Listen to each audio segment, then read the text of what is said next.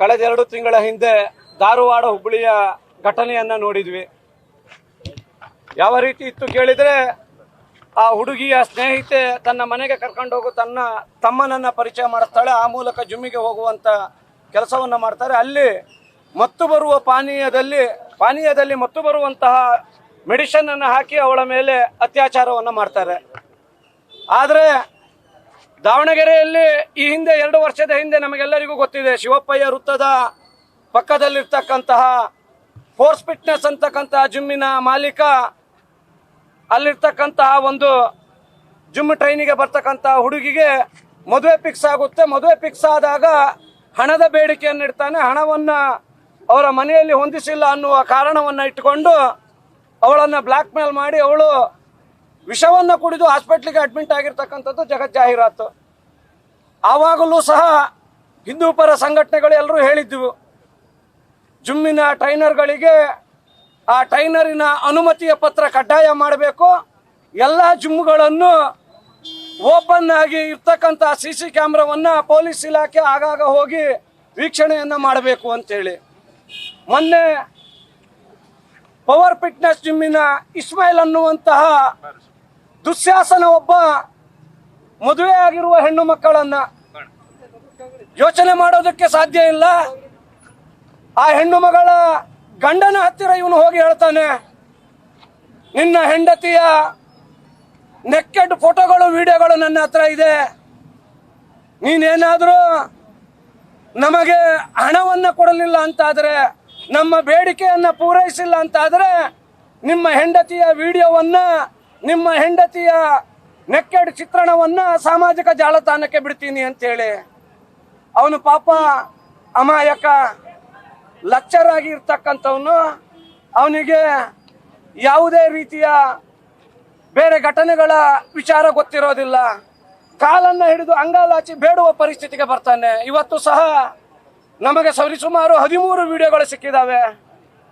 ಅದರಲ್ಲಿ engineering ವಿದ್ಯಾರ್ಥಿಗಳಿದ್ದಾರೆ, MBBS ವಿದ್ಯಾರ್ಥಿನಿಗಳಿದ್ದಾರೆ, 4 ಜನ ಗೃಹಿಣಿಯರಿದ್ದಾರೆ. ಈ ಮುಸಲ್ಮಾನ ಗುಂಡಗಳು ಟಾರ್ಗೆಟ್ ಮಾಡ್ತಕ್ಕಂಥ ಮಹಿಳೆಯರು ಯಾರು ಕೇಳಿದ್ರೆ, ಪ್ರತಿಷ್ಠಿತ ಮನೆತನದವರು, ಜೊತೆಗೆ ಆರ್ಥಿಕವಾಗಿ ಸ್ಥಿತಿವಂತರಿರ್ತಕ್ಕಂಥವ್ರನ್ನ. ಹಾಗಾಗಿ ಹಿಂದೂ ಜಾಗರಣ ವೇದಿಕೆ, ಶ್ರೀರಾಮ ಸೇನೆ ಜಂಟಿಯಾಗಿ ಸತತ 2 ದಿನಗಳ ಕಾಲ ದೂರನ್ನ ದಾಖಲಿಸೋದಕ್ಕೆ ಪ್ರತಿಯೊಬ್ಬ ಮಹಿಳೆಯರ ಮನೆಯಲ್ಲಿ ಹೋಗಿ ಒತ್ತಾಯವನ್ನ ಮಾಡಿದೆವು. ಆದರೆ ಅವರೆಲ್ಲರೂ ಸಹ ಹಿಂದೂ ಸಮುದಾಯ, ಮಾನ ಮರ್ಯಾದೆಗೆ ಅಂಜುವ ಸಮುದಾಯ. ಹಾಗಾಗಿ ನಮ್ಮ ಹೆಣ್ಣು ಮಕ್ಕಳ ಭವಿಷ್ಯ ಹಾಳಾಗಬಾರದು, ವಿವಾಹಿತ ಹೆಣ್ಣು ಮಕ್ಕಳಿಗೆ ವಿಚ್ಛೇದನ ಆಗುವ ಪರಿಸ್ಥಿತಿ ಇರುತ್ತೆ, ದಯಮಾಡಿ ದೂರನ್ನ ದಾಖಲಿಸೋದಕ್ಕೆ ನಾವು ಮುಂದೆ ಬರೋದಕ್ಕಾಗೋದಿಲ್ಲ ಅಂತ ಹೇಳಿದ್ರು.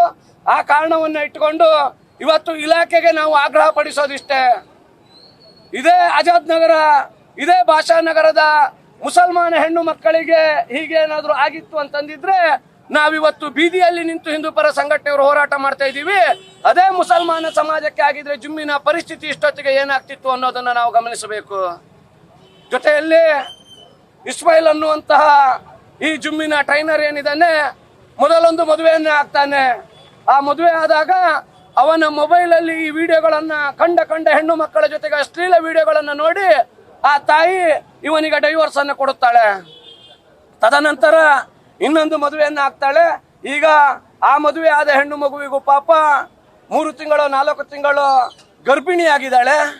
ಆ ತಾಯಿಯೂ ಸಹ ಬಂದು ಅಂಗಾಲಾಚಿ ಬೇಡ್ಕೊಳ್ತಾಳೆ, ದಯಮಾಡಿ FIR ಅನ್ನ ಮಾಡಬೇಡಿ, ನನ್ನ ಜೀವನ ಹಾಳಾಗುತ್ತೆ ಅಂತ ಹೇಳಿ. ಆದರೆ ಆ ತಾಯಿಗೆ ಅಥವಾ ಮುಸಲ್ಮಾನ ಸಮಾಜದ ಹೆಣ್ಣು ಮಕ್ಕಳಿಗೆ ನಾನು ಹೇಳ್ತೀನಿ, ನಿಮ್ಮ ಜೀವನ ಹಾಳಾಗುತ್ತೆ ಅಂತೇಳಿ ನೀವೇನು ಅಂಗಲಾಚ್ತೀರಿ, ಅದೇ ರೀತಿ ಹಿಂದೂ ಹೆಣ್ಣು ಮಕ್ಕಳ ಜೀವನವನ್ನು ಹಾಳು ಮಾಡುವ ನಿಮ್ಮ ಗಂಡು ಮಕ್ಕಳಿಗೆ ಬುದ್ಧಿಯನ್ನು ಹೇಳಬೇಕಲ್ಲ. ನೀವು ಬೀದಿಗೆ ಇಳಿಬೇಕಲ್ಲ, ನಿಮ್ಮ ಗಂಡು ಮಕ್ಕಳು ಏನು ಮಾಡ್ತಾ ಇದ್ದಾರೆ ಅಂತೇಳಿ. ಇಷ್ಟು ದಿನ ಲವ್ ಜಿಹಾದ್ ಅಂದಾಗ ಹಿಂದೂ ಸಮಾಜದ ಲಗ್ಗಿ ಜೀವಿಗಳೇ ಹೇಳ್ತಾ ಇದ್ರು ಪ್ರೀತಿ ಪ್ರೇಮಕ್ಕೆ ಜಾತಿ ಇಲ್ಲ ಅಂತೇಳಿ. ಆದ್ರೆ ಇವತ್ತು ಲವ್ ಜಿಹಾದಿನ ಮುಂದುವರಿದ ಭಾಗವಾಗಿ ಜಿಮ್ ಜಿಹಾದ್ ಅನ್ನುವ ಕಾರ್ಯವನ್ನ ಇಟ್ಟುಕೊಂಡು ಜಿಮ್ಮಿನ ಕೋಚರ್ಗಳಾಗಿ ಅವರಿಗೆ ಇಲ್ಲ ಸಲ್ಲದ ಆಸೆಯನ್ನ ಹುಟ್ಟಿಸಿ ಬಟ್ಟೆಯನ್ನ ಬದಲಾಯಿಸುವಾಗ ಅಲ್ಲಿಯೂ ಸೀಕ್ರೆಟ್ ಕ್ಯಾಮ್ರಾಗಳನ್ನ ಇಟ್ಟು ಆ ಕ್ಯಾಮರಾದಲ್ಲಿ ಬಂದಿರುವಂತಹ ಅಶ್ಲೀಲ ಫೋಟೋಗಳ ಮೂಲಕ ಬ್ಲಾಕ್ ಮೇಲ್ ಮಾಡುವಂತ ಕೆಲಸವನ್ನ ಮಾಡ್ತಾ ಇದ್ದಾರೆ. ಹಾಗಾಗಿ ಹಿಂದೂ ಜಾಗರಣ ವೇದಿಕೆ ಇರಬಹುದು, ರಾಮಸೇನೆ ಇರಬಹುದು, VHP ಇರಬಹುದು, ಎಲ್ಲಾ ಹಿಂದೂ ಪರ ಸಂಘಟನೆಯ ಒಕ್ಕೊರಳ ಬೇಡಿಕೆ ಏನು ಕೇಳಿದ್ರೆ, ಜಿಮ್ಮಿನ ಟ್ರೈನರ್ಗಳಿಗೆ ಸರ್ಟಿಫಿಕೇಟ್ ಕಡ್ಡಾಯ ಮಾಡಬೇಕು.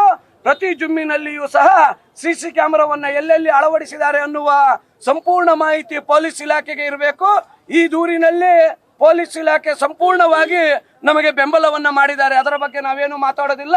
ಕೆಟಿಜೆ ನಗರದ PI 100ಕ್ಕೆ 100 ಸಪೋರ್ಟ್ ಆಗಿ ನಿಂತಿದ್ದಾರೆ. ಅದೇ ರೀತಿ ಇಲಾಖೆಯ ಎಲ್ಲರೂ ಸಹ ಇಂತಹ ದೂರುಗಳು ಬಂದ ತಕ್ಷಣನೇ ಅವರು ಕಾರ್ಯಪ್ರವೃತ್ತರಾಗಿ ಇಂತಹ ದುಶ್ಯಾಸನರನ್ನ ಬಂಧಿಸಬೇಕು. ಸಮಾಜದಲ್ಲಿ ಶಾಂತಿಯನ್ನ ನೆಲೆಗಟ್ಟುವಂತೆ ಮಾಡಬೇಕು. ಜೊತೆಗೆ ಇಂತಹ ಜಿಮ್ಮಿನ ಟ್ರೈನರ್ಗಳನ್ನ ಲೈಸೆನ್ಸ್ ಏನಾದರೂ ಇದ್ರೆ, ಅವರಿಗೆ ಅನುಮತಿ ಪತ್ರ ಇದ್ರೆ ಅದನ್ನು ಸಹ ಕ್ಯಾನ್ಸಲ್ ಮಾಡಿ ಇನ್ನು ಮುಂದೆ ಇವರಿಗೆ ಟ್ರೈನಿಂಗ್ ಕೊಡೋದಕ್ಕೆ ಅವಕಾಶ ಮಾಡಿ ಕೊಡಬಾರದು ಅನ್ನೋದು ನಮ್ಮ ಆಗ್ರಹ.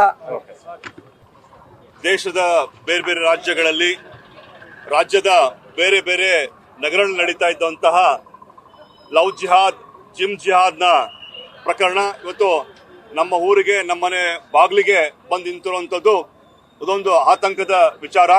ಈಗಾಗಲೇ ಸಂಘಟನೆ ಮುಖಂಡರು ಸಾಕಷ್ಟು ವಿಚಾರಗಳನ್ನು ಹೇಳಿದ್ದಾರೆ. ಈಗ ನಾನು ಜಿಲ್ಲಾಡಳಿತಕ್ಕೆ ಆಗ್ರಹ ಮಾಡೋದೇನೆಂದ್ರೆ, ದಾವಣಗೆರೆಯಲ್ಲಿರುವಂತಹ ಎಲ್ಲ ಜಿಮ್ಗಳನ್ನ ಈ ಕೂಡಲೇ ಬಂದ್ ಮಾಡಬೇಕು. ಎಲ್ಲ ರೀತಿಯ ತನಿಖೆಗಳನ್ನ ಮಾಡಿ, ಈಗೇನು ಪವರ್ ಜಿಮ್ ನಲ್ಲಿ ನಡೀತಾ ಇರುವಂತಹ ದುಷ್ಕೃತ್ಯ ಏನಿದೆ, ಡ್ರೆಸ್ ಚೇಂಜ್ ರೂಮ್ ನಲ್ಲಿ ಸೀಕ್ರೆಟ್ ಕ್ಯಾಮ್ರಾವನ್ನ ಇಟ್ಟು ಏನು ದುಷ್ಕೃತ್ಯವನ್ನ ಮಾಡ್ತಾ ಇದ್ರು, ಬ್ಲಾಕ್ ಮೇಲ್ ಮಾಡ್ತಾ ಇದ್ರು, ಮಹಿಳೆಯರನ್ನ ದುರುಪಯೋಗ ಮಾಡ್ಕೊಳ್ತಾ ಇದ್ರು. ಈ ರೀತಿಯ ಚಟುವಟಿಕೆಗಳು ಬೇರೆ ಜಿಮ್ಗಳು ನಡೀತಾ ಇದಾವ ಅನ್ನುವಂಥದ್ದನ್ನ ತನಿಖೆ ಮಾಡಬೇಕು. ಹಾಗೆ ಈ ಜಿಮ್ನ ಟ್ರೈನರ್ ಏನಿದಾನೆ ಇವನನ್ನ ಕೂಡಲೇ ಬಂಧಿಸಬೇಕು. ಬಂಧಿಸೋದಷ್ಟೇ ಅಲ್ಲದೆ ಇವನನ್ನ ಗಡಿಪಾರು ಮಾಡಬೇಕು. ಇಂತಹ ದುಷ್ಟ ವ್ಯಕ್ತಿಗಳು ನಗರದಲ್ಲಿದ್ರೆ ನಿಜವಾಗ್ಲೂ ಸಹ ದಾವಣಗೆರೆಯ ಶಾಂತಿ ನೆಮ್ಮದಿಗೆ ಭಂಗ ತರುತ್ತೆ. ಖಂಡಿತವಾಗೂ ಅವನು ದಾವಣಗೆರೆಯಲ್ಲಿದ್ರೆ ದಾವಣಗೆರೆ ನೆಮ್ಮದಿಯಾಗಿರ್ಲಿಕ್ಕೆ ಸಾಧ್ಯ ಇಲ್ಲ, ಶಾಂತಿಯುತವಾಗಿ ಸಾಧ್ಯ ಇಲ್ಲ. ಅವ್ನು ಕೂಡಲೇ ಬಂಧಿಸಬೇಕು, ಬಂಧಿಸಿ ಅವನನ್ನ ಗಡಿಪಾರು ಮಾಡಬೇಕು ಅಂತೇಳಿ ಆಗ್ರಹ ಪಡಿಸ್ತೇನೆ.